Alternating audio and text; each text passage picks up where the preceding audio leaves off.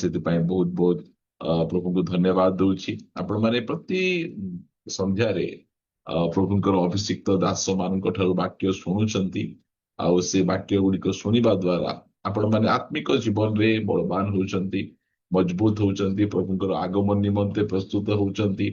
ଏହା ମୁଁ ବିଶ୍ୱାସ କରୁଛି। ଆଜି ମଧ୍ୟ ଗୋଟେ ଛୋଟିଆ ପ୍ରସଙ୍ଗ ନେଇ ଆମେ ପ୍ରଭୁଙ୍କର ବାକ୍ୟକୁ ଆମେ ଶୁଣିବା ପାଇଁ ଯିବା। ଆଜି ମୁଁ ଆପଣମାନଙ୍କ ନିକଟରେ ରଖିବା ପାଇଁ ଚାହେଁ ଆରୋଗ୍ୟକାରୀ ପ୍ରଭୁ। ଆମମାନଙ୍କ ପରମେଶ୍ୱର ସେ ଆରୋଗ୍ୟ କରିବା ପରମେଶ୍ୱର, ସୁସ୍ଥ କରିବା ପରମେଶ୍ୱର। ଆଉ ଏଇ ଦିନ ମାନଙ୍କରେ ବିଭିନ୍ନ ପ୍ରକାର ରୋଗରେ ଲୋକମାନେ ଆକ୍ରାନ୍ତ ହେଇଛନ୍ତି। ଆମମାନଙ୍କ ଚର୍ଚ୍ଚରେ ମଧ୍ୟ ଅନେକ ପ୍ରକାର ରୋଗରେ ଲୋକମାନେ ଆକ୍ରାନ୍ତ ହେଇ ସେମାନେ ବହୁତ କଷ୍ଟ ଯନ୍ତ୍ରଣା ଭୋଗ କରୁଛନ୍ତି। ସୁସ୍ଥତା ପରମେଶ୍ୱରଙ୍କର ଗୋଟିଏ ଦାନ ଅଟେ। ଆଉ ରୋଗ ହେଲା ପରେ ଆମକୁ କୌଣସି ବିଷୟ ଭଲ ଲାଗିବ ନାହିଁ। ନା ଘର ଭଲ ଲାଗିବ, ନା ଖାଇବାଟା ଭଲ ଲାଗିବ, ନା ପିନ୍ଧିବାଟା ଭଲ ଲାଗିବ, ନା କୌଣସି ବିଷୟ ଭଲ ଲାଗିବ ନାହିଁ। ରୋଗ ଗୋଟେ ସେଇ ପ୍ରକାର ବିଷୟ ଅଟେ। ସେଥିପାଇଁ ଆମମାନଙ୍କ ପରମେଶ୍ୱର ସେ ଆରୋଗ୍ୟକାରୀ, ସୁସ୍ଥକାରୀ। ବାଇବଲରେ ପ୍ରଥମରେ ରୋଗ ଦେବା ବ୍ୟକ୍ତି କିଏ ଟିକେ ଦେଖିବା। ଯଦି ଆମେ ଦେଖିବା ପ୍ରଥମରେ ଯେ ରୋଗ ପ୍ରଦାନ କରିଛି ସେ ବ୍ୟକ୍ତି, ଆଇବ ପୁସ୍ତକକୁ ଆସିବେ ଆପଣ ମାନେ। ମୁଁ ସେଠୁ ଗୋଟେ ପଦ ଆପଣ ମାନଙ୍କୁ ଫିଟେଇ ପଢେଇବା ପାଇଁ ଚାହେଁ। 2 ଅଧ୍ୟାୟ, ଆଇବ ପୁସ୍ତକ 2 ଅଧ୍ୟାୟ ଏହାର 7 ପଦରୁ, ଏଉତାରେ ଶୈତାନ ସଦାପ୍ରଭୁଙ୍କ ଛାମୁରୁ ବାହାରି ଯାଇ ଆଇବଙ୍କର ତଳିପାରୁ ମସ୍ତକ ପର୍ଯ୍ୟନ୍ତ ମହା ଜ୍ୱଳାଦାୟକ ବିସ୍ଫୋଟକରେ ତାହାକୁ ଆଘାତ କଲା। ଦେଖନ୍ତୁ, ଆଇବ ପୁସ୍ତକ ବାଇବଲ ବିଦ୍ୱାନ ମାନେ କହନ୍ତି ଯେ ସବୁଠାରୁ ପ୍ରଥମେ ଲେଖା ହେଇଥିବା ପୁସ୍ତକ। ଆଉ ଏହି ପୁସ୍ତକରେ ଗୋଟିଏ ଆତ୍ମିକ ବ୍ୟକ୍ତି ସେ କି ପ୍ରକାର ଭାବରେ ନିନ୍ଦା ତାଡ଼ନା କଷ୍ଟ ମଧ୍ୟ ଦେଇକିନା ସେ ଯାଉଛି ସେଇ ବିଷୟରେ ଲେଖାଯାଇଅଛି। ଆଇବ ବିଷୟରେ ପ୍ରଭୁ ଲେଖୁଅଛନ୍ତି, ଆଇବ ସମାନ ସିଦ୍ଧ ସରଳ ପରମେଶ୍ୱର ଭୟକାରୀ କୁକ୍ରିୟା ତ୍ୟାଗୀ ବ୍ୟକ୍ତି କେହି ନାହାନ୍ତି। ସ୍ୱର୍ଗରୁ ଏ ସାର୍ଟିଫିକେଟ ଆଇବକୁ ମିଳିଛି, ଆଉ ଆଇବ ସେ ସାର୍ଟିଫିକେଟ ପ୍ରାପ୍ତ ହୋଇଛନ୍ତି। ମାତ୍ର ଆଇବଙ୍କର ଜୀବନରେ ଶୈତାନ କି ପ୍ରକାର ଭାବେ ପ୍ରବେଶ କରି ପରମେଶ୍ୱରଙ୍କ ଠାରୁ ଅନୁମତି ପ୍ରାପ୍ତ ହୋଇ ଆଇବକୁ ହଇରାଣ କରୁଅଛି। ଆମେ ଅନେକ ସମୟରେ ଆମେ ଠିକ ବାଟରେ ଚାଲି ମଧ୍ୟ ଆମେ ଦୁଃଖ ଭୋଗ ଆମେ କରିଥିଲୁ। ଠିକ ବାଟରେ ରହି ମଧ୍ୟ ଆମମାନଙ୍କ ଜୀବନରେ ବିଭିନ୍ନ ପ୍ରକାର ରୋଗ ବଥା ସମସ୍ୟା ଗୁଡିକ ଆସିଥିବ। ଯୋଉ ସମୟରେ ଆମେ ବହୁତ ପ୍ରାର୍ଥନା କରୁ, ବହୁତ ସହଭାଗିତାରେ ରହୁ, ଲୋକମାନଙ୍କର ଏହା ଚିନ୍ତା ଯେ ବେଶୀ ପ୍ରାର୍ଥନା, ବେଶୀ ବାଇବଲ ପଢିବା, ଉପବାସ କରିବା, ସହଭାଗିତା ରହିବା, ଏହା ଦ୍ୱାରା ଆମ ଜୀବନରେ କୌଣସି ରୋଗ ସମସ୍ୟା ଆସିବ ନାହିଁ, ଏଇ ପ୍ରକାର ଭାବରେ କୁହନ୍ତି। ନାଇଁ, ମତେ ବାଇବଲ କହେ ଯେ ଧାର୍ମିକର ବିପଦ ଅନେକ। ଯୋଉମାନେ ଧାର୍ମିକ ପ୍ରଭୁଙ୍କ ବାଟରେ ଚାଲୁଛନ୍ତି ସେମାନଙ୍କ ବିପଦ ଅନେକ, ମାତ୍ର ସଦା ପ୍ରଭୁ ସେ ସମସ୍ତଙ୍କ ଠାରୁ ସେମାନଙ୍କୁ ରକ୍ଷା କରିବେ, ଉଦ୍ଧାର କରିବେ। ଏଠି ମଧ୍ୟ ଆଇବଙ୍କୁ ଆମେ ଦେଖୁଛୁ, ଆଇବଙ୍କ ଜୀବନରେ ମଧ୍ୟ ଶୈତାନ ଯେତେବେଳେ ଆଇବକୁ ସ୍ପର୍ଶ କରିଛି, ସେତେବେଳେ ଆଇବଙ୍କର ମୁଣ୍ଡ ଠାରୁ ପାଦ ପର୍ଯ୍ୟନ୍ତ ବହୁତ ଜଳିବାର ଫଟକା ଗୁଡିକ ଚାରିଆଡେ ହେଇଯାଇଛି। ଯେତେବେଳେ ଏହି ପ୍ରକାର କଷ୍ଟ ଯନ୍ତ୍ରଣା, ଆମମାନଙ୍କ ପରମେଶ୍ୱର ସେ ସୁସ୍ଥକାରୀ ପରମେଶ୍ୱର, ସେ ଆରୋଗ୍ୟକାରୀ ପରମେଶ୍ୱର, ଆମମାନଙ୍କ ପରମେଶ୍ୱର ଆମମାନଙ୍କୁ ରୋଗ ଦିଅନ୍ତି ନାହିଁ। ଆମମାନଙ୍କ ପରମେଶ୍ୱର ଆମକୁ ସୁସ୍ଥତା ସେ ପ୍ରଦାନ କରନ୍ତି।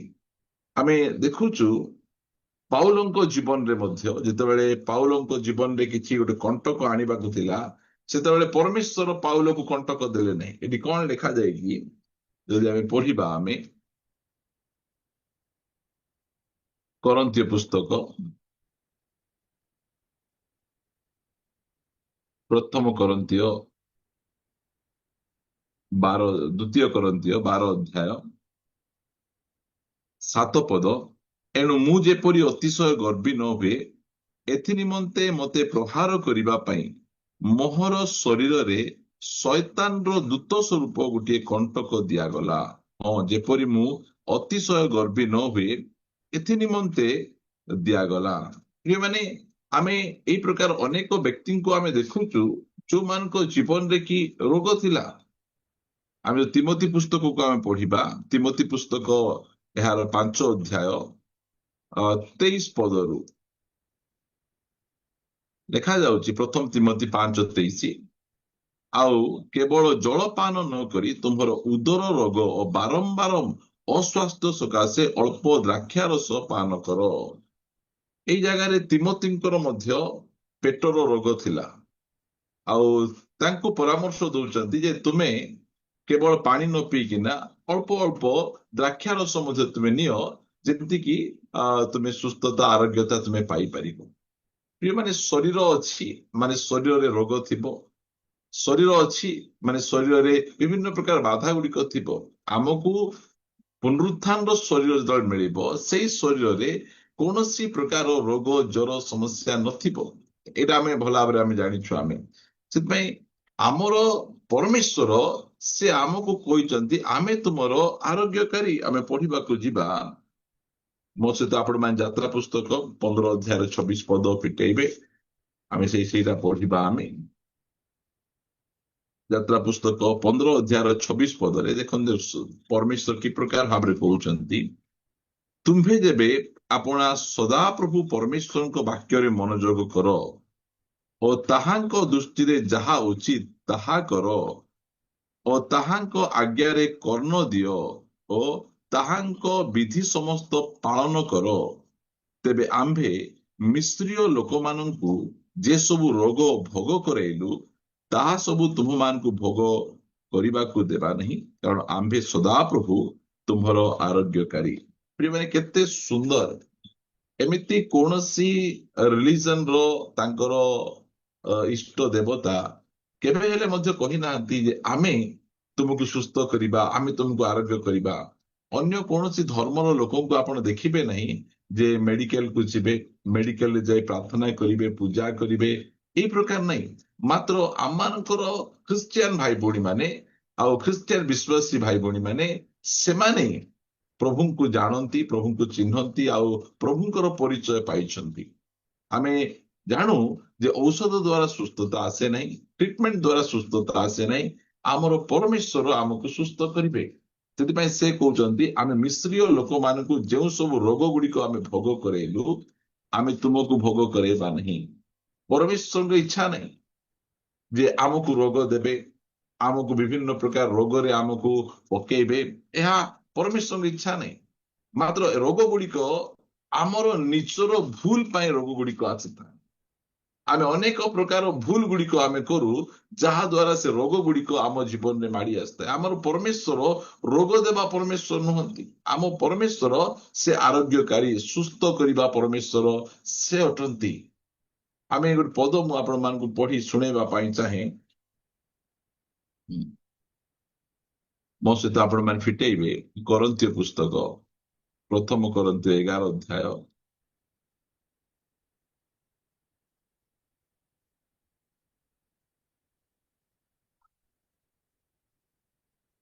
ଆମେ ପଢିବା ପାଇଁ ଯିବା 11 ଅଧ୍ୟାୟରୁ ମୁଁ ଆପଣମାନଙ୍କ ନିମନ୍ତେ ପଢିବା ପାଇଁ ଚାହୁଁଛି 30 ପଦରୁ। ଯେହେତୁ ତୁମ୍ଭମାନଙ୍କ ମଧ୍ୟରେ ଅନେକ ଦୁର୍ବଳ ଓ ପୀଡ଼ିତ, ପୁଣି ଅନେକ ମହାନିଦ୍ରା ପ୍ରାପ୍ତ ଅଟନ୍ତି। ଏଇ ଜାଗାରେ କରନ୍ଥୀୟ ମଣ୍ଡଳୀର ବିଶ୍ୱାସୀ ଭାଇ ଭଉଣୀ ମାନେ ପ୍ରଭୁଙ୍କୁ ଜାଣିଥିଲେ, ପବିତ୍ର ଆତ୍ମାଙ୍କର ଦାନ ବରଦାନ ପାଇଥିଲେ, ହେଲେ ମଧ୍ୟ ସେମାନଙ୍କ ମଧ୍ୟରେ ପାଉଲ କହୁଛନ୍ତି ତୁମମାନଙ୍କ ମଧ୍ୟରେ କିଛି ଜଣ ଅଛ ଦୁର୍ବଳ ହେଇଯାଉଛ ଆଉ ପୀଡ଼ିତ ହେଇଯାଉଛ। ପ୍ରଥମେ ଦୁର୍ବଳ ହେବେ, ତା ପଛେ ରୋଗରେ ପୀଡ଼ିତ ହେବେ, ତାପରେ ମହାନିଦ୍ରା ପ୍ରାପ୍ତ ହେବେ। 3ଟା କ୍ୟାଟାଗୋରୀର ସେ ଲୋକମାନଙ୍କ ବିଷୟରେ ସେ କହୁଛନ୍ତି ତୁମମାନଙ୍କ ମଧ୍ୟରେ ଏମିତି ଅଛ। କାହିଁକି এই ରୋଗ ସେମାନଙ୍କ ଜୀବନରେ ଆସୁଛି? ଏ ଦୁର୍ବଳତା, ଏ ପୀଡା, ଏ ମହାନିଦ୍ରା ପ୍ରାପ୍ତ କାହିଁକି ତାଙ୍କ ଜୀବନରେ ଆସୁଛି? କାରଣ ସେମାନେ ପ୍ରଭୁ ଭୋଜକୁ ମିସୟୁଜ କରୁଥିଲେ। ପ୍ରଭୁ ଭୋଜକୁ ଯେମିତି ନେବା କଥା ସେମିତି ନ ନେଇ ଅଯୋଗ୍ୟ ଭାବରେ ସେମାନେ ପ୍ରଭୁଙ୍କର ମେଜର ନିକଟବର୍ତ୍ତୀ ହେଉଥିଲେ। ଏଇଟା ଆଜି ଅନେକ ଜଣ ପ୍ରଭୁ ଭୋଜକୁ ଯେତେବେଳେ ସେମାନେ ମିସୟୁଜ କରିବେ, ଠିକ ଭାବରେ ଗ୍ରହଣ କରିବେ ନାହିଁ। ଦେଖନ୍ତୁ, ସ୍ୱାମୀ ସ୍ତ୍ରୀ ଝଗଡା ଲାଗୁଥିବେ, କାହାକୁ କ୍ଷମା ଦେଇ ନଥିବେ, କାହା ସହିତ ପଡୁନଥିବ, ସେଇ ସମୟରେ ମଧ୍ୟ ଆସିକିନା ସେମାନେ ପ୍ରଭୁ ଭୋଜ ନେଇଯାଆନ୍ତି ଗର୍ବର ସହିତ, ମୁଁ ତାକୁ କ୍ଷମା ଦେବି ନାହିଁ, ହେଲେ ମଧ୍ୟ କ୍ଷମା ନ ଦେଇକିନା ପ୍ରଭୁ ଭୋଜ ନେଇଯାଉଥିବେ। ଯାହା ଦ୍ୱାରା କି ସେମାନଙ୍କର ମଧ୍ୟରେ ପୀଡା, ଯନ୍ତ୍ରଣା, କଷ୍ଟ ଯାଉନାହିଁ। ଏଟାକୁ ମୁଁ କହିବି ଅନନେସେସରି ଆମ ଭାଷାରେ ଅଛି ଭାସି ଯାଉଥିବା ଗୋଟେ ଖଟଲାକୁ ଭୁକରେ ଲଦି ଦେହ ଉପରେ ଲଦି ହେଲା ପରି ପରିସ୍ଥିତି। ରୋଗ ପରମେଶ୍ୱର ଆମ ପାଇଁ ଡିଜାଇନ କରିନାହାନ୍ତି, ମାତ୍ର ଆମେ ନିଜେ ଆମର ନିଜର ଭୁଲ ଦ୍ଵାରା ଆମେ କଣ କରୁ, ରୋଗ ଗୁଡିକ ଆଣୁ। ଏଠି ପ୍ରଭୁ କହିଲେ ମିଶ୍ରୀୟ ଲୋକମାନଙ୍କୁ ଆମେ ଯେଉଁ ପ୍ରକାର ଆମେ ରୋଗ ଦଣ୍ଡ ଦେଲୁ ତୁମକୁ ଦେବୁ ନାହିଁ। କେତେବେଳେ ଦେବୁ ନାହିଁ? ତୁମେ ଆମର ବାକ୍ୟକୁ ମାନିବ, ଆମର ଇଚ୍ଛା ଅନୁସାରେ ଜୀବନ ଯାପନ କରିବ, ତାହେଲେ ଆମେ ତୁମର ଆରୋଗ୍ୟକାରୀ ହେବା। ପ୍ରିୟମାନେ, ମନ ଇଚ୍ଛା ଜୀବନ ଯାପନ ଆମେ କରୁଥିବୁ ପ୍ରଭୁଙ୍କ ଲୋକ ହେଲା ପରେ ମଧ୍ୟ, ତାପରେ ଆମ ଜୀବନରେ ଯେତେବେଳେ ରୋଗ ଆସୁଛି ଆମେ ଛାଟି ପିଟି ହେଇ ଇଆଡେ ଧାଉଁଛୁ ସିଆଡେ ଧାଉଁଛୁ ସିଆଡେ ଧାଉଁଛୁ। ଆମେ ପରମେଶ୍ୱର ଆମ ପାଇଁ ରୋଗ ସେ ପ୍ଲାନ କରୁନାହାନ୍ତି। ବାଇବଲ କହେ ତାହାଙ୍କ ପ୍ରହାରରେ ଆମ୍ଭେ ମାନେ ସୁସ୍ଥ ହେଇଛୁ। ଶାରୀରିକ ଭାବରେ, ଆତ୍ମିକ ଭାବରେ ଆମେ ମାନେ ସୁସ୍ଥ ହେଇଛୁ। ଆମେ କଣ ପାଇଁ ଆମେ ରୋଗଗ୍ରସ୍ତ ଆମେ ହେଉଛୁ? ଆମେ ଆମମାନଙ୍କର କିଛି କିଛି ଭୁଲ। ପାଉଲଙ୍କ ଜୀବନରେ କଣ୍ଟକ କାହିଁକି ଆସୁଛି?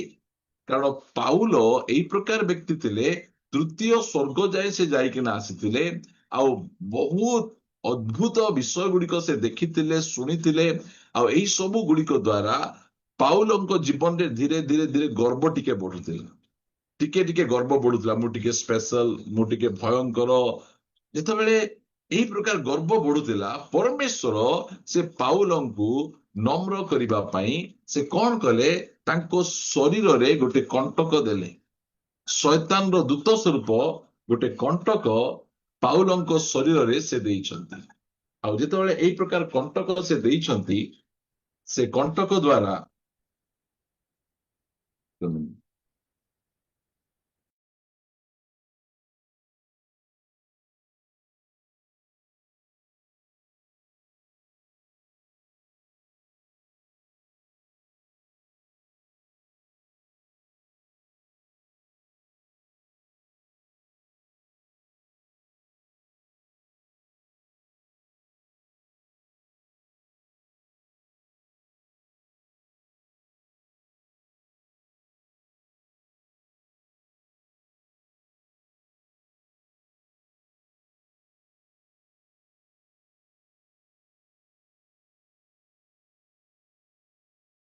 କ୍ଷମା କରିବେ ଦୟାକରି। ପ୍ରିୟମାନେ, ଆମମାନଙ୍କର ଜୀବନ ପାଇଁ ପରମେଶ୍ୱରଙ୍କ ଇଚ୍ଛା ଯେ ଆମମାନେ ସୁସ୍ଥ ସବଳ ଆରୋଗ୍ୟ ହେଇକିନା ଆମେ ରହିବା, ଏହା ପରମେଶ୍ୱରଙ୍କ ଇଚ୍ଛା। ମାତ୍ର ଯୋଉ ସମୟରେ ଆମ ଜୀବନରେ ଟିକେ ଗର୍ବ ଆସେ, ଭାବନ୍ତୁ ପାଉଲଙ୍କ ଜୀବନରେ, ପାଉଲ ପରି ଗୋଟେ ପ୍ରଭୁଙ୍କର ଅଭିଷିକ୍ତ ଦାସ, ତାଙ୍କ ଜୀବନରେ ଯେତେବେଳେ ସେ ଗର୍ବ ଟିକେ ଆସୁଛି, ସେଇ ସମୟରେ ପରମେଶ୍ୱର ପାଉଲଙ୍କୁ ନମ୍ର କରିବା ପାଇଁ ସେ ଶୟତାନର ଗୋଟେ ଦୂତ ସ୍ୱରୂପ ଗୋଟେ କଣ୍ଟକ ତାଙ୍କ ଶରୀର ମଧ୍ୟରେ ସେ ଦଉଛନ୍ତି, ଯାହା ଦ୍ୱାରା କି ପାଉଲ ଟିକେ ନମ୍ର ହେଇ ରହିବେ। ଗର୍ବୀ ହେଲେ କଣ ହେବ? ଏ ଲେଖାଯାଏ, ଟିକେ ପଢିବା ସେ ପଦଟା, ଯାକୁବ ପୁସ୍ତକରେ ଆମେ ପଢିବା ସେ ପଦ।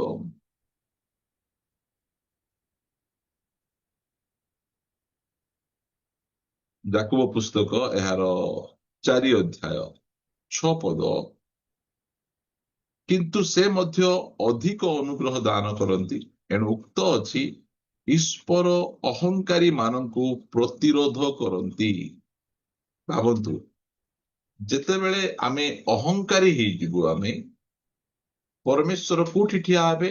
ଆମର ସାମ୍ନାରେ ଠିଆ ହେଇକିନା ଆମକୁ ପଛକୁ ଠେଲିବେ, ଆଗକୁ ବଢିବା ପାଇଁ ଦେବେ ନାହିଁ। ପଛକୁ ପଛକୁ ପଛକୁ ଠେଲି ଠେଲି ଆମକୁ ନେଇଯିବେ। ଯୋଉ ସମୟରେ ଆମ ଜୀବନରେ ଗର୍ବ ଅହଙ୍କାର ପଳେଇ ଆସେ, ମୁଁ ସ୍ପେଶାଲ ଅଟେ, ମୁଁ ବହୁତ ସ୍ପିରିଚୁଆଲ ଅଟେ, ମୁଁ ଧନୀ ଅଟେ, ମୁଁ ଜ୍ଞାନୀ ଅଟେ, ମୋ ପରି କେହି ନାହାନ୍ତି, ସେମାନେ କଣ ସେବା କରୁଛନ୍ତି, ସେମାନଙ୍କର କଣ ସେବା, ମୋ ପରି କିଏ ଏମିତି।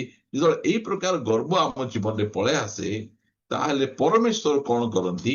ଆମ ସମ୍ମୁଖରେ ଠିଆ ହୁଅନ୍ତି, ଆମ ସାମ୍ନାରେ ଠିଆ ହେଇଯାଆନ୍ତି, ଆଉ ପଛକୁ ପଛକୁ ଠେଲନ୍ତି। ଲେଖାଗଲା ଅହଙ୍କାରୀ ମାନଙ୍କୁ ସେ ପ୍ରତିରୋଧ କରନ୍ତି। ଭାବନ୍ତୁ, ମନେକର ଆମର ଶତ୍ରୁ ଆମର ପ୍ରତିରୋଧ କଲା, ଶୈତାନ ଆମକୁ ପ୍ରତିରୋଧ କଲା, କହିଲେ ଆମକୁ ପରମେଶ୍ୱର ଉଠେଇ ପାରିବେ। ମାତ୍ର ପରମେଶ୍ୱର ଯଦି ଆମର ବିରୁଦ୍ଧରେ ଠିଆ ହେଇ ଆମକୁ ଯଦି ପ୍ରତିରୋଧ କରିବେ, ଆମକୁ କିଏ ରକ୍ଷା କରିପାରିବେ? କିଏ ରକ୍ଷା କରିପାରିବ ନାହିଁ। ପାଉଲଙ୍କ ଜୀବନରେ ସେଇ ଗର୍ବ ଟିକେ ଆସୁଥିବାରୁ ପରମେଶ୍ୱର ପାଉଲଙ୍କୁ ଯେ ପ୍ରକାର କି ପ୍ରତିରୋଧ ନ କରିବେ ସେଥିପାଇଁ ନମ୍ର କରିବା ପାଇଁ ପାଉଲଙ୍କ ଶରୀର ମଧ୍ୟରେ ଗୋଟେ କଣ୍ଟକ ସେ ଦେଲେ। ସେ ପାଉଲ ସେ ନିଜକୁ ଟିକେ ନମ୍ର କଲେ। ଦେଖନ୍ତୁ, ପାଉଲଙ୍କର ରୁମାଲର ଶକ୍ତି, ପାଉଲଙ୍କ ପ୍ରାର୍ଥନାର ଶକ୍ତି, ଅଦ୍ଭୁତ ବିଷୟ ଗୁଡିକ ହେଇଛି। ମାତ୍ର ପାଉଲଙ୍କ ଜୀବନରେ ଗୋଟେ କଣ୍ଟକ ଅଛି। ପାଉଲ ସେ କଣ୍ଟକ ଦ୍ୱାରା ବହୁତ କଷ୍ଟ ଯନ୍ତ୍ରଣା ପାଉଛନ୍ତି। କିଏ ଦେଇଛନ୍ତି? ପରମେଶ୍ୱର ନିଜେ ଅନୁମତି ଦେଇଛନ୍ତି। ଆଉ ସେ 3 ଥର ମଧ୍ୟ ପ୍ରାର୍ଥନା କରୁଛନ୍ତି, ପ୍ରଭୁ ଏ କଣ୍ଟକରୁ ମତେ ବାହାର କର, ଏ କଷ୍ଟରୁ ବାହାର କର। ମାତ୍ର ପ୍ରଭୁ କହିଲେ, ମୁଁ ବାହାର କରିବି ନାହିଁ, ମୋର ଅନୁଗ୍ରହ ତୁମ ପାଇଁ ଯଥେଷ୍ଟ। ପ୍ରଭୁ ଆମମାନଙ୍କୁ ସାହାଯ୍ୟ କରନ୍ତୁ। ଆମମାନଙ୍କ ପରମେଶ୍ୱର ଆରୋଗ୍ୟକାରୀ। ମୁଁ ଏଇଟା ଆପଣମାନଙ୍କୁ କାହିଁକି କହୁଛି, ଆଜି ଅନେକ ଜଣ ଅଛନ୍ତି, ସେମାନେ ସୁସ୍ଥତା ପାଇବା ପାଇଁ ଚାରିଆଡେ ଘୁରି ବୁଲୁଛନ୍ତି। ଆ ପାଖକୁ ଯିବେ, ତା ପାଖକୁ ଯିବେ, ତା ପାଖକୁ ଯିବେ। ବେଳେ ବେଳେ ଗୁଣି ଗାଡି ପାଖକୁ ମଧ୍ୟ ପଳେଇ ଯାଆନ୍ତି, ଦେଶୀ ମେଡିସିନ, ଏ ମେଡିସିନ। ପ୍ରିୟମାନେ, ଆମର ପରମେଶ୍ୱର ସୁସ୍ଥ କରିବା ପରମେଶ୍ୱର, ଆମର ପରମେଶ୍ୱର ଆରୋଗ୍ୟ କରିବା ପରମେଶ୍ୱର। ଆମକୁ ଇଆଡେ ସିଆଡେ ଛାଟି ହେଇକିନା ବୁଲିବାର ଆବଶ୍ୟକ ନାହିଁ। ଆମେ ତାର ବାକ୍ୟ ମାନିବା, ନିଜକୁ ନମ୍ର କରିବା, ପ୍ରଭୁଙ୍କ ହସ୍ତ ନିଜକୁ ସମର୍ପଣ କରିବା। ସେ ସୁସ୍ଥ ଆମକୁ କରିବେ, ଆରୋଗ୍ୟ ଆମକୁ କରିବେ।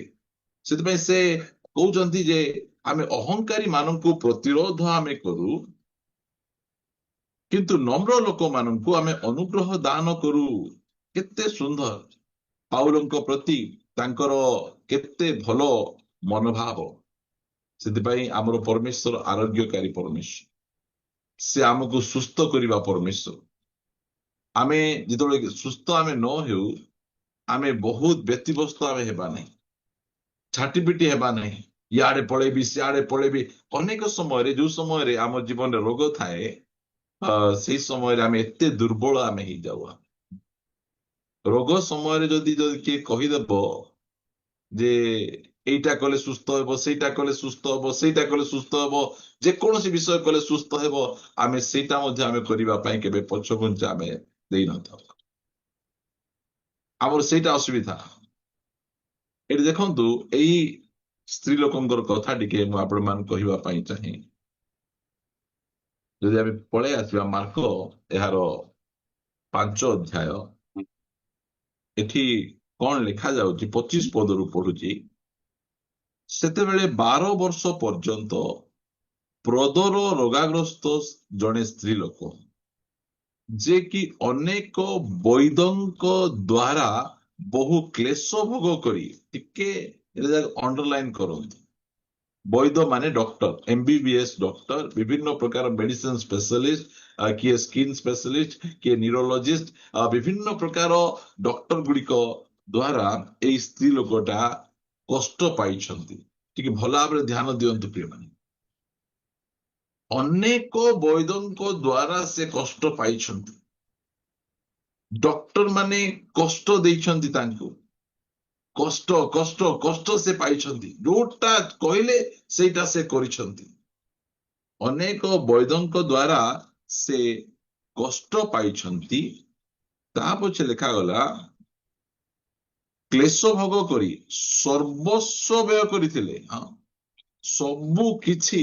ଭାବନ୍ତୁ, ତାଙ୍କର ଜମି ଥିବ, ଜମିକୁ ବିକିଦେଲେ କି ବନ୍ଧା କଲେ। ତାଙ୍କର ସୁନା ଗହଣା ଥିବ, ସେଟାକୁ ବିକିଦେଲେ କି ବନ୍ଧା କଲେ। ଘରକୁ ମଧ୍ୟ ସେ ପ୍ରକାର କଲେ। ସବୁ ଯାଇଛି। ଯୋଉ ରୋଗ ଯେତେବେଳେ ଆମ ଜୀବନରେ ପଳାଇବ, ଆମକୁ ଆର୍ଥିକ ଭାବରେ ମଧ୍ୟ ଦୁର୍ବଳ ଆମକୁ କରିଦେବ। ଆଜି ଅନେକ ଜଣ ରୋଗ ଦ୍ୱାରା ଆର୍ଥିକ ଭାବରେ ସେମାନେ ଦୁର୍ବଳ ହେଇଯାଉଛନ୍ତି। କାହିଁକି? ଯେତିକି ପଇସା ଆଇଲେ ମଧ୍ୟ ଇଞ୍ଜେକ୍ସନ, ମେଡିସିନ, ଡକ୍ଟର ଫିସ୍, ଗାଡି ଭଡା, ଏ ସବୁରେ ପଳେଇ ଯାଉଛି। ସେମିତି ପରିସ୍ଥିତି ଲୋକମାନଙ୍କର ହେଇଯାଇଛି। ଏ ଲେଖାଯାଉଛି, ଅନେକ ବୈଦ୍ୟଙ୍କ ଦ୍ୱାରା ସେ ବହୁତ କ୍ଲେଶ ଭୋଗ କଲେ। ଆଉ ସର୍ବସ୍ୱ, ସେ ଯାକୁ ଅଣ୍ଡରଲାଇନ କରିଥିବାର ଅଛି, ସବୁ ସର୍ବସ୍ୱ ମାନେ ସବୁ କିଛି ବ୍ୟୟ କଲେ, ମାନେ ଖର୍ଚ୍ଚ କରିଦେଲେ। ହେଲେ କରିଦେଲେ ହେଁ କିଛି ମାତ୍ର ଉପକାର ନ ପାଇ ବରଂ ଅଧିକ ପୀଡିତ ହୋଇଥିଲା। ଆମେ ବେଳେ ବେଳେ ଭାବୁ, ଆମ ପାଖରେ ପଇସା ଯଦି ଅଛି ତାହେଲେ ଆମେ ସବୁ ଆମେ କରିପାରିବା। ଦିନେ ଜଣେ ପ୍ରଭୁଙ୍କ ଦାସ ଯେତେବେଳେ ସେ କଟକରେ ରହୁଥିଲେ, ସେଇ ସମୟରେ ପ୍ରଭୁଙ୍କ ଦାସ ଜଣେ ଆଜ୍ଞାଙ୍କ ଘରକୁ, ଗୋଟେ ଚାକିରି ଆଜ୍ଞାଙ୍କ ଘରକୁ ସେ ଭିଜିଟିଂ କୁ ଗଲେ। ଗଲା ପରେ ତ ତାଙ୍କୁ ପ୍ରାର୍ଥନା କଲେ। ପ୍ରାର୍ଥନା କରିକି ଯେତେବେଳେ ଆସୁଛନ୍ତି ସେଇ ସମୟରେ କହିଲେ, ଆଜ୍ଞା ଡକ୍ଟର ପାଢୀ ବଞ୍ଚିଥିବା ଯାଏ ମୋର କିଛି ହେବ ନାହିଁ। ସେ ସେଇଟା କହିଲେ, ଡକ୍ଟର ପାଢୀ ଯେତେ ଯାଏ ଅଛନ୍ତି ନା ମୋର କିଛି ହେବାର ନାହିଁ। ଏହାର ଅର୍ଥ କଣ? ଆଉ ଆପଣ ଆଉ ପ୍ରାର୍ଥନା କରିବାକୁ ଆସିବା ଦରକାର ନାହିଁ, ଡକ୍ଟର ପାଢୀ ତ ଅଛନ୍ତି, ସେ ଟ୍ରିଟମେଣ୍ଟ କରୁଛନ୍ତି, ମୁଁ ତ ଆରାମସେ ରହିଯିବି। ଦେଖୁ ଦେଖୁ ଦେଖୁ 2-3 ବର୍ଷ ବିତିଗଲା। ତାପରେ ଡକ୍ଟର ପାଢୀ ମଧ୍ୟ ଟୁଡୁମ୍ ସେ ମଧ୍ୟ ମରିଗଲେ। ଯେତେବେଳେ ସେ ଚାଲି ଯାଇଛନ୍ତି ସେଇ ସମୟରେ ତାଙ୍କର ପୁଅକୁ କହିଲେ, ଯାଅ ସେ ପ୍ରଭୁଙ୍କ ଦାସଙ୍କୁ ଡାକିକିନା ଆଣ। ତାହା ପଛେ ସେ କହିଲେ, ଆଜ୍ଞା ଆପଣ ଆସନ୍ତୁ ଆଜ୍ଞା, ପ୍ରାର୍ଥନା ଟିକେ କରନ୍ତୁ ଆଜ୍ଞା, ମତେ କେମିତି କେମିତି ଲାଗୁଛି। ଆମେ ଅନେକ ସମୟରେ ଆମେ ଭାବୁ ଆମେ ପଇସା ଅଛି, ଆମର ଟଙ୍କା ଅଛି। କାରଣ ମୁଁ ଯୋଉ ସମୟରେ ଛୋଟ ଥିଲି, ମତେ ଯେତେବେଳେ ମ୍ୟାଲେରିଆ ହବ, ଆମ କୋରାପୁଟ ଲୋକମାନଙ୍କୁ ବହୁତ ମ୍ୟାଲେରିଆ ହବ। ଆମେ ମ୍ୟାଲେରିଆ ରୋଗର ଆମେ ଶିକାର ଆମେ ହେଇଥାଉ। ଆମେ ଯାହାକୁ ମ୍ୟାଲେରିଆ ହେଲା ତାକୁ ସେ ଚୋପା କରିଦବ, ସେ ଦୁର୍ବଳ କରିଦବ ତାକୁ। ମ୍ୟାଲେରିଆ ଗୋଟେ ଏଇ ପ୍ରକାର ରୋଗ।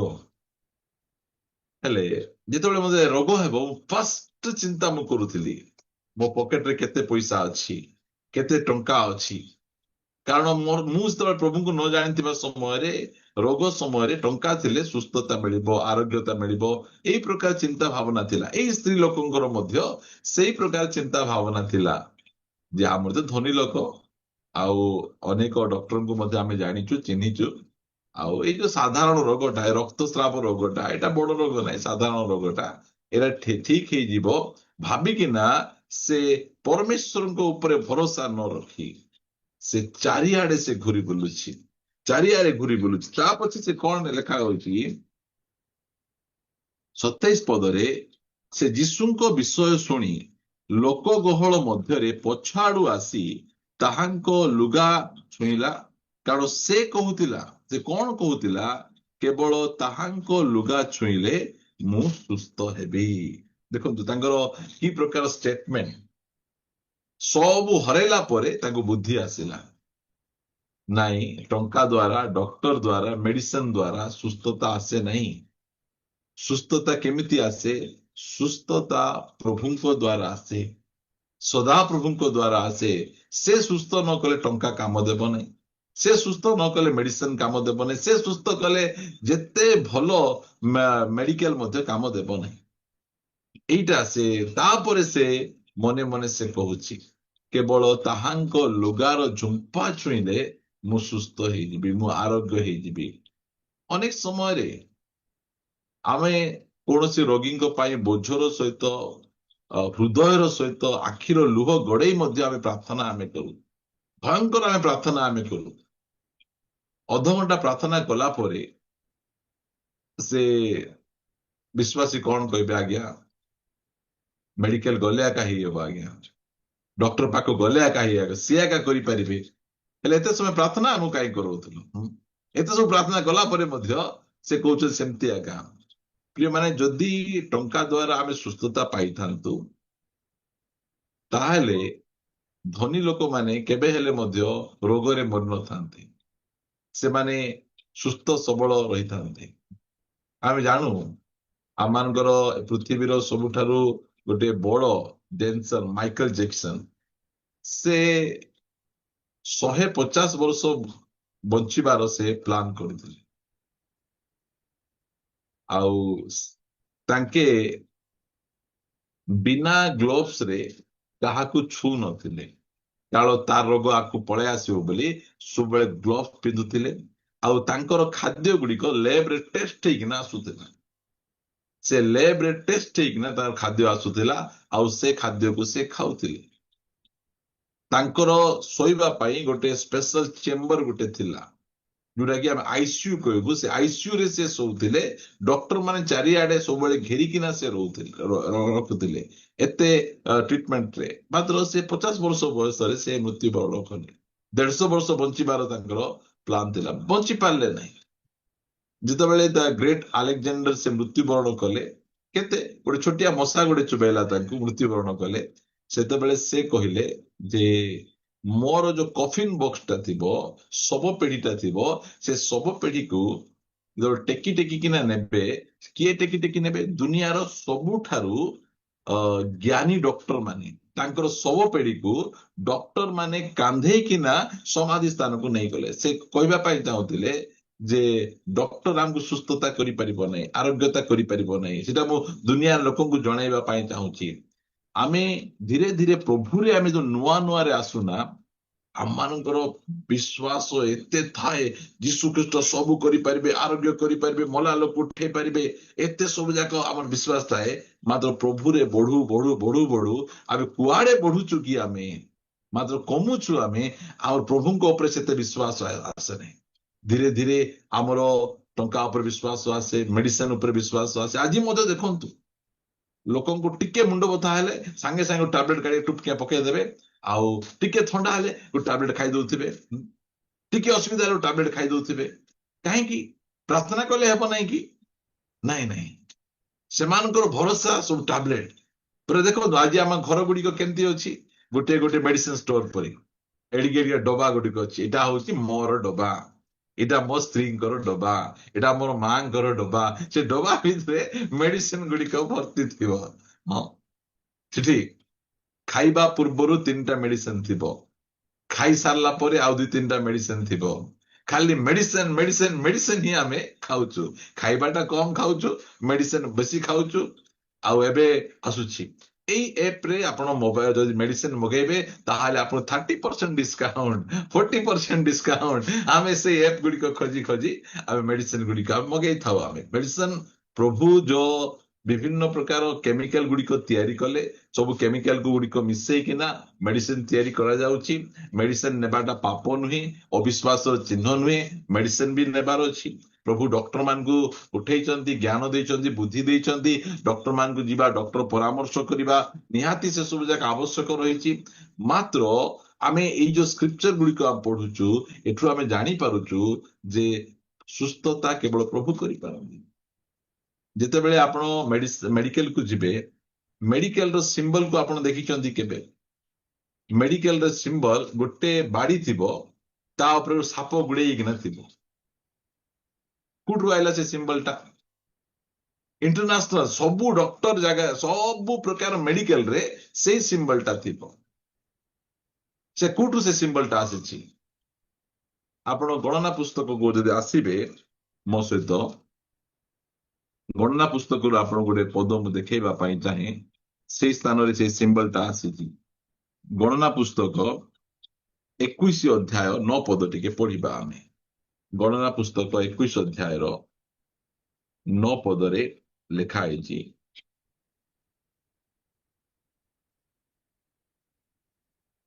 ମୁଁ ପଢୁଛି। ତହୁ ମଶା ପିତ୍ତଳର ଏକ ସର୍ପ ନିର୍ମାଣ କରି ପତାକା ଦଣ୍ଡ ଉପରେ ରଖିଲେ, ତହିଁରେ ସର୍ପ କୌଣସି ମନୁଷ୍ୟକୁ ଦଂଶନ କଲେ ସେ ସେହି ପିତ୍ତଳ ସର୍ପ ପ୍ରତି ଦୃଷ୍ଟି କରନ୍ତେ ସେ ବଞ୍ଚିଲା। ଟିକେ ଭାବି ଦେଖନ୍ତୁ, ଏଇ ଯୋଉ ମେଡିକାଲରେ ଯୋଉ ସିମ୍ବଲ ଗୁଡିକ ଲୋକମାନେ ରଖିଛନ୍ତି, କୋଉଠୁ ଆସିଛି? କେବେ ଡକ୍ଟରଙ୍କୁ ପଚାରନ୍ତୁ, ଆଜ୍ଞା ଏଇ ଯୋଉ ସିମ୍ବଲଟା ଅଛି ଆପଣଙ୍କର, ଗୋଟେ ବାଡି ଅଛି, ସାପ ଗୁଡେଇକିନା ଅଛି, ଏ ସିମ୍ବଲଟା କୋଉଠି ଆସିଛି? ଏଟା କୋରାନରୁ, ଗୀତାରୁ, ଭାଗବତରୁ ଆସିନାହିଁ। ଏଟା ବାଇବଲରୁ ଏ ସିମ୍ବଲଟା ଆସିଛି। ବାଇବଲରୁ ଏ ସିମ୍ବଲଟା ଆସିଛି। ଆଉ ଡକ୍ଟର ମାନେ ମଧ୍ୟ କହୁଛନ୍ତି ଯେ ସେଇ ପତାକା ଦଣ୍ଡକୁ, ସେଇ କ୍ରୁଶରେ ଚଢୁଥିବା ଯୀଶୁ ଖ୍ରୀଷ୍ଟଙ୍କୁ ଦେଖିଲେ ହିଁ ଆମେ ସୁସ୍ଥତା ହେବା। ସେ ହିଁ ଆମକୁ ଆରୋଗ୍ୟତା କରିପାରିବେ। ତାଙ୍କ ଆଡକୁ ଅନେଇକିନା ଆମେ ପରିତ୍ରାଣ ପାଇବା, ତାଙ୍କ ଆଡକୁ ଅନେଇକିନା ଆମେ ସୁସ୍ଥତା ଆମେ ପାଇପାରିବା। ସେଥିପାଇଁ ଆମମାନଙ୍କ ଦୃଷ୍ଟି ତାଙ୍କ ଆଡକୁ ରହିବାକୁ ପଡିବ। ପ୍ରଭୁ ଆମମାନଙ୍କୁ ସାହାଯ୍ୟ କରୁ। ସେ କହିଲେ ଆମେ ତୁମର ଜିହୋଭା ରାଫା, ଆମେ ତୁମକୁ ସୁସ୍ଥ କରିବୁ, ଆମେ ତୁମକୁ ଆରୋଗ୍ୟ କରିବୁ, ଆମେ ତୁମକୁ ରୋଗରୁ ବାହାର କରି ଆଣିବୁ। ସେ ଆମମାନଙ୍କ ପରମେଶ୍ୱର, ସେ ସେମିତି ସୁସ୍ଥକାରୀ। ବାଇବଲରେ ଅନେକ ଲୋକଙ୍କୁ ସେ ସୁସ୍ଥ କରିବାଟା ଆମେ ଦେଖୁଛୁ। ଆମେ ପ୍ରଭୁଙ୍କ ଆଡକୁ ଆମେ ଅନେଇବା, ତାଙ୍କ ଉପରେ ଡିପେଣ୍ଡ କରିବା। ଆମେ ଆମକୁ ପରମେଶ୍ୱରଙ୍କ ଉପରେ ଆମର ଭରସାକୁ ଆମେ ସ୍ଥାପନ କରିବା। ଆମେ ଏବେ 108 ଗାଡି ଯୋଉ ଆମ୍ବୁଲାନ୍ସ ଚାଲିଛି, ଏଇଟା ମଧ୍ୟ କୋଉଠୁ ଆସିଛି? 108 ଏଇଟା ମଧ୍ୟ ତ ବାଇବଲରୁ ଆସିଛି ନା? ମାଥ୍ୟୁ ପୁସ୍ତକ 10 ଅଧ୍ୟାୟ 8 ପଦରୁ ଏଟା ଆସିଛି। ବିନା ମୂଲ୍ୟରେ ତୁମେ ପାଇଛ, ବିନା ମୂଲ୍ୟରେ ତୁମେ ଦିଅ। ଏ ମାଥ୍ୟୁ 10 ଅଧ୍ୟାୟ 8 ପଦକୁ ନେଇକିନା 108 ଗାଡ଼ି କରାଯାଇଛି। କାରଣ ଅନ୍ୟ କୌଣସି ଜାଗାରେ ଏ ସୁସ୍ଥତା, ଆରୋଗ୍ୟତା ଏସବୁ ଜାଗା ନାହିଁ, ଖାଲି ବାଇବଲରେ ହିଁ ଏସବୁ ବିଷୟ ଗୁଡିକ ରହିଅଛି। ମାଥ୍ୟୁ 10:8 କଣ ଲେଖାଯାଇଛି? ଲେଖାଗଲା, ପୀଡ଼ିତ ମାନଙ୍କୁ ସୁସ୍ଥ କର, ମୃତ ମାନଙ୍କୁ ଉଠାଅ, କୁଷ୍ଠି ମାନଙ୍କୁ ସୂଚୀ କର, ଭୂତ ମାନଙ୍କୁ ଛଡାଅ। ତୁମେ ମାନେ ବିନା ମୂଲ୍ୟରେ ପାଇଅଛ, ବିନା ମୂଲ୍ୟରେ ଦାନ କର। ଏଇଠୁ ଏ ଗାଡିଟା ବାହାରିଛି। ବାଇବଲରୁ ସବୁ ଯାକ ବାହାରିଛି। କାରଣ ଅନ୍ୟ କୋଉଠି ଏସବୁ ଯାକ ବିଷୟ ଗୁଡିକ ନାହିଁ। ବାଇବଲ ଭିତରେ ହିଁ ଏସବୁ ବିଷୟ ଗୁଡିକ ପରମେଶ୍ୱର ରଖିଛନ୍ତି। ସେଥିପାଇଁ ସେମାନେ ମାଥ୍ୟୁ 10 ଅଧ୍ୟାୟ 8 ପଦକୁ ନେଲେ ସେଟାକୁ 108 ଗାଡି ବୋଲି କହିକିନା ଚଲେଇଛନ୍ତି। ଆମେ ଫୋନ କଲେ ସେ ଗାଡି ଆସୁଛି, ଆଉ ବିନା ମୂଲ୍ୟରେ ନିଃଶୁଳ୍କ ସେବା ସେ ଆମମାନଙ୍କୁ ପ୍ରଦାନ କରୁଅଛି। ପ୍ରଭୁଙ୍କର ଗୌରବ ହଉ। ପ୍ରିୟମାନେ, ଆମମାନଙ୍କ ପରମେଶ୍ୱର ଆମକୁ ସୁସ୍ଥ କରିବେ, ଆରୋଗ୍ୟ କରିବେ। ଆମେ ତାଙ୍କ ଆଡକୁ ଅନେଇବା, ତାଙ୍କ ଉପରେ ଆମେ ଡିପେଣ୍ଡ କରିବା। ବିଭିନ୍ନ ପ୍ରକାର ରୋଗରେ ଆକ୍ରାନ୍ତ, ବିଭିନ୍ନ ସ୍ଥାନ ମାନଙ୍କୁ ଆମେ ବୁଲୁଛୁ, ବିଭିନ୍ନ ଡକ୍ଟର, ବିଭିନ୍ନ ମେଡିସିନ ଉପରେ ମେଡିସିନ ଆମେ ଚେଞ୍ଜ କରୁଛୁ। ମାତ୍ର ଆମେ ନିଜକୁ ଟିକେ ଯାଞ୍ଚ କରିଛୁ କି? କରନ୍ତୀୟ ମଣ୍ଡଳୀର ଲୋକମାନେ ସେମାନେ ପ୍ରଭୁ ଭୋଜକୁ ଟିକେ ନେଗ୍ଲେକ୍ଟ କରୁଥିଲେ। ପ୍ରଭୁ ଭୋଜକୁ ଅଯୋଗ୍ୟ ଭାବରେ ସେମାନେ ନେଉଥିଲେ, ଯାହା ଦ୍ୱାରା କି ସେମାନଙ୍କ ମଧ୍ୟରେ କେହି କେହି ପୀଡ଼ିତ, କେହି କେହି ମହାନିଦ୍ରା ପ୍ରାପ୍ତ, ଏଇ ପ୍ରକାର ପରିସ୍ଥିତି ଗୁଡିକ ସେମାନଙ୍କର ଥିଲା। ସେଥିପାଇଁ ଏଇ ସ୍ତ୍ରୀ ଲୋକ, ଯୋଉ ସ୍ତ୍ରୀ ଲୋକ କି 12 ବର୍ଷ ଧରି ରୋଗରେ ଆକ୍ରାନ୍ତ ହେଇଥିଲେ, ସେଇ ସ୍ତ୍ରୀ ଲୋକ ସେ ଶେଷକୁ ସେ ବୁଝିଗଲେ, ନାଇଁ, ଔଷଧ, ମେଡିସିନ, ଡକ୍ଟର ଏସବୁ ନୁହେଁ, ପ୍ରଭୁ ହିଁ ଆମକୁ ସୁସ୍ଥ କରିପାରିବେ। ସେଥିପାଇଁ ସେ ତା ମୁଖରେ ସେ କହୁଥିଲା। ଆଜି ମଧ୍ୟ ଆମେ ରୋଗରେ ଥିଲେ, ଆମେ ଏଇ 28 ପଦ କହିପାରୁଛି, କେବଳ ତାହାଙ୍କ ଲୁଗା ଛୁଇଁଲେ ମୁଁ ସୁସ୍ଥ ହେବି, କେବଳ ତାହାଙ୍କ ପ୍ରହାରରେ ମୁଁ ସୁସ୍ଥ ହେବି। ସେଇ କ୍ଷଣି ତାହାଙ୍କ ରକ୍ତସ୍ରାବ ଶୁଷ୍କ ହେଲା, ପୁଣି ସେ ଯେ ରୋଗରୁ ଆରୋଗ୍ୟ ହୋଇଅଛି ଏହା ସେ ନିଜ ଦେହରେ ଅନୁଭବ କଲା। ପ୍ରିୟମାନେ, କି ପ୍ରକାର ଭାବରେ ପରମେଶ୍ୱର ତାଙ୍କ ଲୋକମାନଙ୍କୁ ସୁସ୍ଥ କରନ୍ତି। ଏଇଟା ମୁଁ ହିଲିଂକୁ ପ୍ରଚାର କରୁନାହିଁ। ଆମର ପ୍ରଚାର ହିଲିଂ ଆମେ ପ୍ରଚାର କରୁନାହୁଁ। ଆମେ ମାତ୍ର ଆମେ ସୁସ୍ଥକାରୀ ପରମେଶ୍ୱରଙ୍କୁ ଆମେ ପ୍ରଚାର କରୁଛୁ, ଯୋଉ ପରମେଶ୍ୱର ସେ ଆମକୁ ସୁସ୍ଥ କରନ୍ତି। ଆମକୁ ସେ କହିଲେ, ଗୀତ ସଂହିତା 107 ଗୀତର 19-20 ପଦ ଆମେ ପଢିବା, ସେ କେମିତି ଆମକୁ କହୁଅଛନ୍ତି। 107 ଗୀତର 19-20 ପଦ ମୁଁ ପଢୁଛି। ତେବେ ସେମାନେ ଆପଣା ଆପଣା ସଙ୍କଟ ସମୟରେ ସଦାପ୍ରଭୁଙ୍କ ନିକଟରେ କାକୁତି କରନ୍ତେ, ତହିଁରେ ସେ ସେମାନଙ୍କ ଦୁର୍ଦ୍ଦଶାରୁ ସେମାନଙ୍କୁ ତ୍ରାଣ କରନ୍ତି। ସେ ଆପଣା ବାକ୍ୟ ପଠେଇ ସେମାନଙ୍କୁ ସୁସ୍ଥ କରନ୍ତି, ପୁଣି ବିନାଶରୁ ସେମାନଙ୍କୁ ଉଦ୍ଧାର କରନ୍ତି। ଆମମାନଙ୍କ ପରମେଶ୍ୱରଙ୍କର ବାକ୍ୟ ସୁସ୍ଥତାର ବାକ୍ୟ, ଆରୋଗ୍ୟତାର ବାକ୍ୟ। ସେ ବାକ୍ୟ ଦ୍ୱାରା ଆମେ ସୁସ୍ଥ ହେଉ, ଆମେ ଆରୋଗ୍ୟ ହେଉ। ଏଇ କଥା କିଏ କହିଥିଲେ? ଏଟା ସତ ସେନାପତି କହିଥିଲେ। ତାଙ୍କୁ ଗୀତ ସଂହିତା 107-20 ପଦ ମନେ ଅଛି। ସେ କହିଲେ ଯୀଶୁଖ୍ରୀଷ୍ଟଙ୍କୁ, ପ୍ରଭୁ ଆପଣ ଯେ ଆମ ଘରକୁ ଆସିବେ, ମୁଁ ଏତିକି ଯୋଗ୍ୟ ନାହିଁ। ଆପଣ ପଦେ କହିଦିଅନ୍ତୁ ପ୍ରଭୁ। ଆପଣ ପଦେ କହିଦେଲେ ମୁଁ ଜାଣିଛି ଆପଣଙ୍କ ବାକ୍ୟରେ ସୁସ୍ଥତା ରହିଛି। ଆପଣ ଯଦି ପଦେ କହିଦେବେ, ତାହେଲେ ମୋର ଦାସ ସୁସ୍ଥ ହେଇଯିବ। ଯୀଶୁଖ୍ରୀଷ୍ଟ ଆଶ୍ଚର୍ଯ୍ୟ ହେଇଗଲେ, ଆଉ ସେ କହିଲେ, ମୁଁ ଇସ୍ରାଏଲ ମଧ୍ୟରେ ଏଡେ ବଡ ବିଶ୍ୱାସ ଦେଖିନାହିଁ। ମାତ୍ର ତୁମେ ଇସ୍ରାଏଲ ବାହାରେ, ତୁମ ହାତରେ ବାଇବଲ ନାହିଁ, ମାତ୍ର ତୁମର ଏତେ ଦୃଢ ବିଶ୍ୱାସ, ତୁମେ ବାକ୍ୟକୁ ତୁମେ ଜାଣିଛ, ଆଉ ତୁମେ କହୁଛ ପଦେ କହିଦିଅ ସୁସ୍ଥ ହେଇଯିବ। ଆଉ ଯୀଶୁଖ୍ରୀଷ୍ଟ କହିଲେ, ଆଉ ତାଙ୍କ ଦାସ ସେଇ କ୍ଷଣେ ସାଙ୍ଗେ ସାଙ୍ଗେ ସୁସ୍ଥ ହେଇଗଲେ।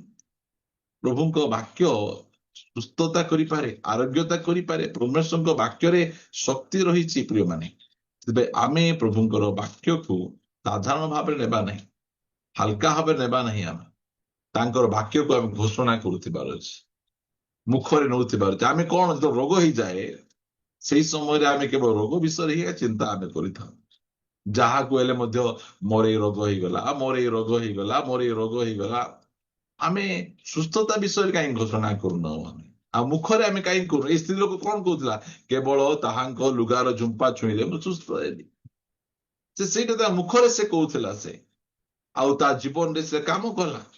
ତେବେ ଆମେ ଯାହା କହିବା, ଆମର ଜିହ୍ବାର ଅଧୀନରେ ଜୀବନ ଆଉ ମରଣ ଅଛି। ଆମେ ଯୋଉଟା ଆମେ କହିବା ସେଇଟା ଘଟିବ, ଆଉ ଅନ୍ୟ କୋଉଟା ଘଟିବ ନାହିଁ।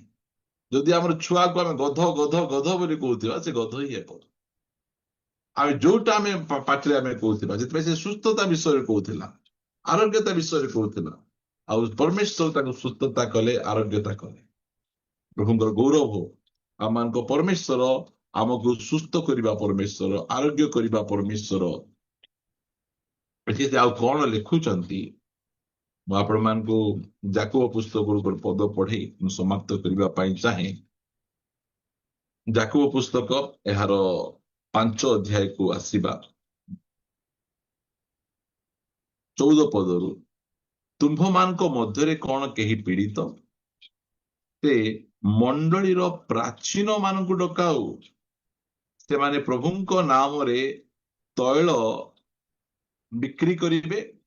ଲେଖାଯାଉଛି କି ପ୍ରଭୁଙ୍କ ନାମରେ ତୈଳ ମଖାଇ ତାହା ନିମନ୍ତେ ପ୍ରାର୍ଥନା କରନ୍ତୁ।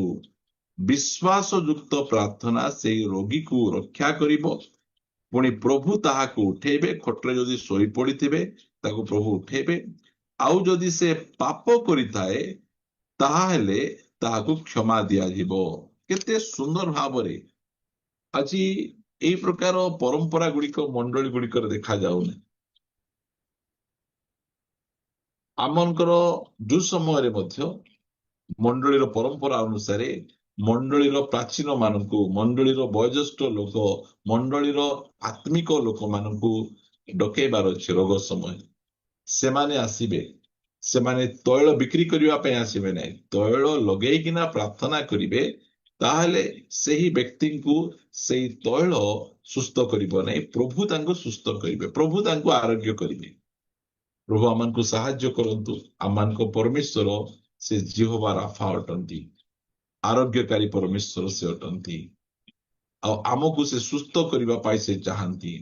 ମାତ୍ର ଆମେ ଅନେକ ସମୟରେ ନିଜର ଭୁଲ ଗୁଡିକ ଦ୍ୱାରା, ବାକ୍ୟକୁ ଅମାନ୍ୟ କରିବା ଦ୍ୱାରା ଆମମାନେ ଅସୁସ୍ଥ ହେବା। ଏଇ ମଣ୍ଡଳୀରେ ଦେଖନ୍ତୁ, ଏଇ ମଣ୍ଡଳୀ ଗୋଟେ ମଣ୍ଡଳୀ ଅଛି, ସେଠି କେମିତି ଯଦି ପଢିବା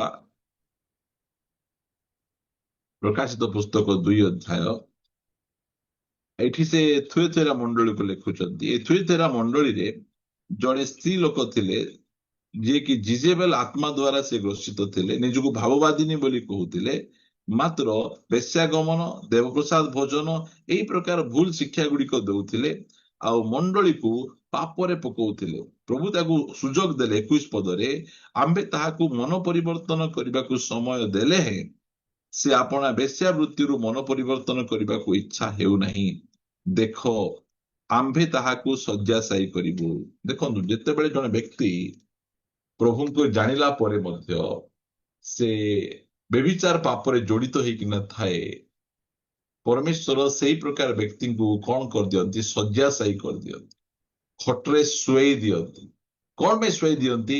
ସେ ଯେମିତିକି ମନ ପରିବର୍ତ୍ତନ କରିବ, ଫେରିବ, ପ୍ରଭୁଙ୍କ ନିକଟକୁ ପଳେଇ ଆସିବ, ପାପକୁ ଛାଡିବ, ଅନୁତାପ କରିବ। ମୋ ଜୀବନରେ ମୁଁ ଦେଖିଛି ଅନେକ ଜଣକୁ, କେତେ ଜଣକୁ ସାଙ୍ଗେ ସାଙ୍ଗେ ମୃତ୍ୟୁ ପଳେଇ ଆସିବ, ପଳେଇ ଯିବେ। ମାତ୍ର କିଛି ଜଣକୁ ପ୍ରଭୁ କଣ କରିବେ? ଖଟରେ ପକେଇଦେବେ, ଶଯ୍ୟାଶାୟୀ କରିଦେବେ। କେତେ ଜଣ ଅଛନ୍ତି ଯେତେ ହେଲେ ମଧ୍ୟ ବିଡି ଛାଡୁନଥିବେ, ପାନ ଛାଡୁନଥିବେ, ଖରାପ ବିଷୟ ଗୁଡିକ ଛାଡୁନଥିବେ। ପରମେଶ୍ୱର ତାଙ୍କୁ ପ୍ରେମ କରି, ଭଲ ଲୋକ ଥିବେ, ମାତ୍ର ଏଇସବୁ ବିଷୟ ଗୁଡିକ ଛାଡୁନଥିବେ, କିଛି ଶାରୀରିକ ଅଭିଳାଷରେ ମଧ୍ୟ ପଡିଥିବେ। ସେମିତି ଲୋକଙ୍କୁ ପରମେଶ୍ୱର ଶଯ୍ୟାଶାୟୀ କରିଦେବେ, ମାସ ମାସ ଧରି ଖଟରେ ପକେଇଦେବେ, ଯାହା ଦ୍ୱାରା କି ସେ ଲୋକ ଅନୁତାପ କରୁ, ଫେରୁ ପ୍ରଭୁଙ୍କ ନିକଟକୁ। ଆମଙ୍କ ପରମେଶ୍ୱର କେତେ ପ୍ରେମିକ ପରମେଶ୍ୱର। ଆଉ କେହି ଯେ ଜଣେ ଯାଏ ବିନଷ୍ଟ ହେବା, ଏହା ତାଙ୍କର ଇଚ୍ଛା ନାହିଁ। ସେଥିପାଇଁ ସେ ବିଭିନ୍ନ ମାଧ୍ୟମରେ ଆମ ଜୀବନରେ ସେ କାମ କରୁଛନ୍ତି। ଆମ ପରମେଶ୍ୱର ରୋଗ ଦେବା ପରମେଶ୍ୱର ସେ ନୁହନ୍ତି, ଆମ ପରମେଶ୍ୱର ସୁସ୍ଥ କରିବା ପରମେଶ୍ୱର। ତେବେ ଆମେ ତାଙ୍କ ଉପରେ ଆମେ ଭରସା କରିବା, ତାଙ୍କ ଉପରେ ଆମେ ଡିପେଣ୍ଡ କରିବା। ଆମେ ଆଜିକାଲି ଏତେ ଟେକ୍ନୋଲୋଜି ବାହାରୁଛି, ହେଲେ ମଧ୍ୟ ରୋଗ ଗୁଡିକକୁ ଡିଟେକ୍ଟ କରିପାରୁନାହାନ୍ତି, ଜାଣି ପାରୁନାହାନ୍ତି। ଅନେକ ସମୟରେ ସବୁ ରିପୋର୍ଟ ଗୁଡିକ ନେଗେଟିଭ ଥାଏ, ମାତ୍ର ରୋଗ ଗୁଡିକକୁ ଡିଟେକ୍ଟ କରିପାରୁନାହାନ୍ତି। କଣ ପାଇଁ ସେ ପ୍ରକାର ରୋଗ ହଉଛି? ପ୍ରିୟ ମାନେ ଆମମାନଙ୍କର ମେଡିକାଲ ସାଇନ୍ସ ପାଖରେ ଏତେ ପରିମାଣରେ ଜ୍ଞାନ ନାହିଁ ଯେ ସବୁ ରୋଗକୁ ସୁସ୍ଥ କରିପାରିବେ।